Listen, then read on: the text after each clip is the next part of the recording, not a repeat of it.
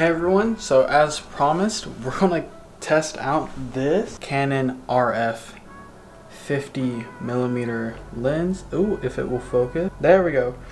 Yeah, we're going to test this out. So the first little clip we're gonna do is gonna be like B-roll shot at Union Coffee Co. here in Greensboro, because I just love going there. Haven't been this week. We're gonna go do that. Probably just gonna use autofocus. If I use manual focus, I'll update you and let you know that. But yeah, I'm gonna head over there now.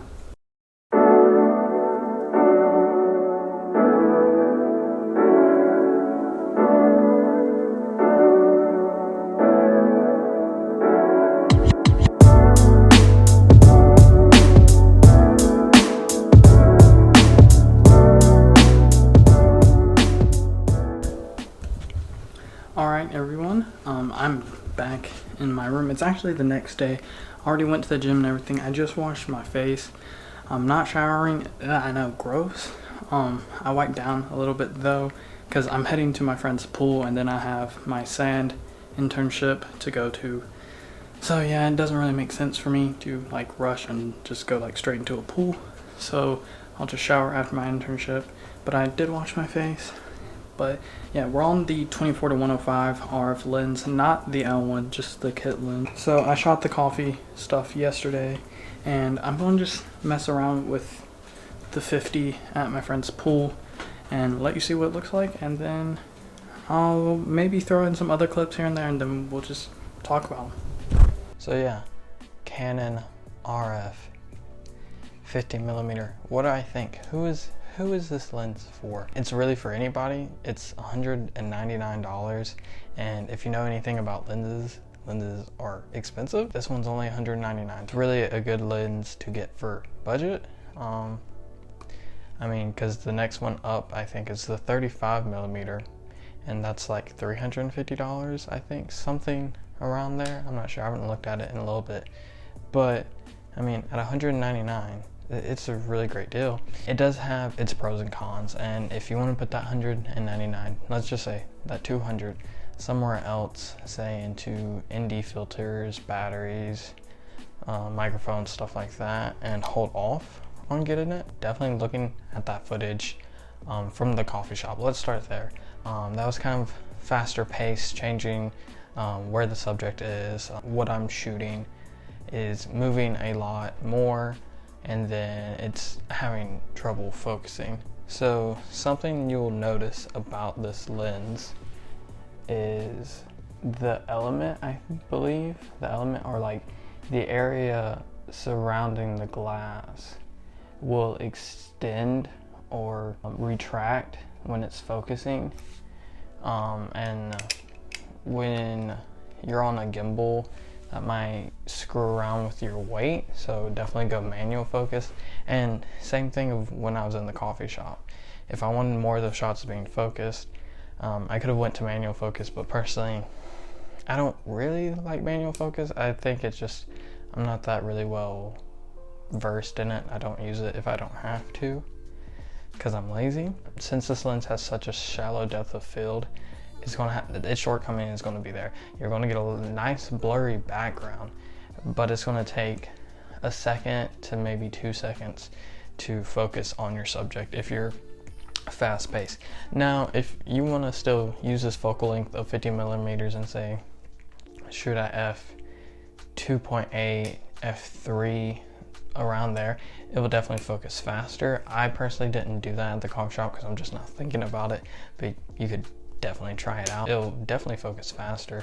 I know I shot my previous coffee shop video on the Canon RF 24-105 kit lens, and that had focusing issues too.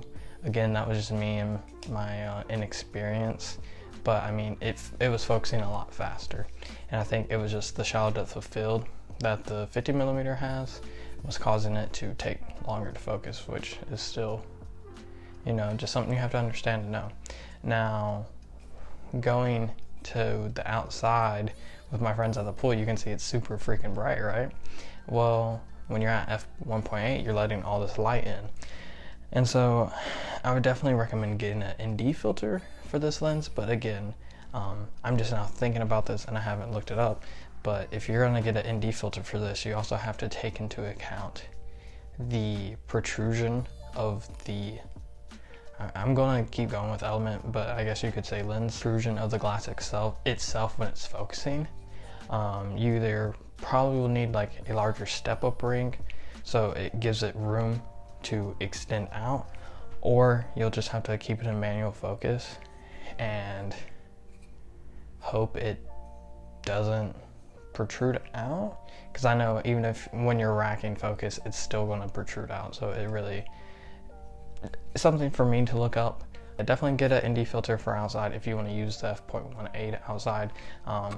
If I'm doing video work outside with this lens and I have it all the way open, my shutter speed is probably going to be at 1600 probably. It just depends on what time of day and if it's cloudy or not, etc. But yeah, that's usually how it is. Even if it's a cloudy day, it's still going to be it'll probably be like 1/640. Now moving inside of my friend's dog, you can just see that this is where the lens like really shows. Like the dog's not moving around a lot. It's staying pretty focused on Maple. That's the beagle's name.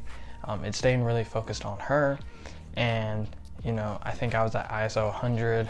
I was at F1.8, so aperture is fully wide open. We're letting all this light in, and it just looks awesome. It looks great. So you really have to consider when you're using this lens, your lighting situation, your subject, and the motion of your subject. What are they going to be doing?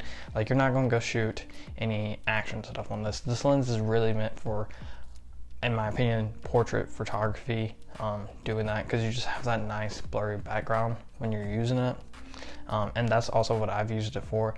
Logan graduated a few weeks ago, and that is what I used it for. And they turned out really good, and I'm no professional. It's literally just click and go. Shallow depth of field really just allows you to have that more professional look and also give you that more separation of background with your subject and the environment. So yeah, is it worth it? I mean, at $199, it definitely is, in my opinion, especially if you're more experienced. I mean, you already probably have this, but if you just know your way around cameras more, you can really get the full benefit of this. And even if you're not, and you're just a beginner, sort of like me, it's an easy lens to get a hold of since it's not thousands of dollars.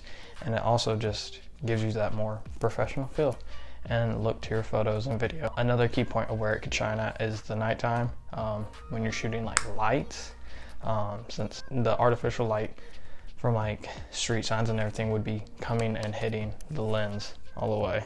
And since you're open to f1.8, you can get a lot of light in without having to crank your ISO all the way up. So just a last key point to consider. I hope you guys enjoyed my review of the Canon RF 15mm. If there's anything else I can do for you guys, please let me know. Thank you as always for watching. If you don't mind clicking like and subscribe, it always is showing your sign of support, and I love it. I love you guys. Anyways, I hope you have a nice day. Thank you for watching.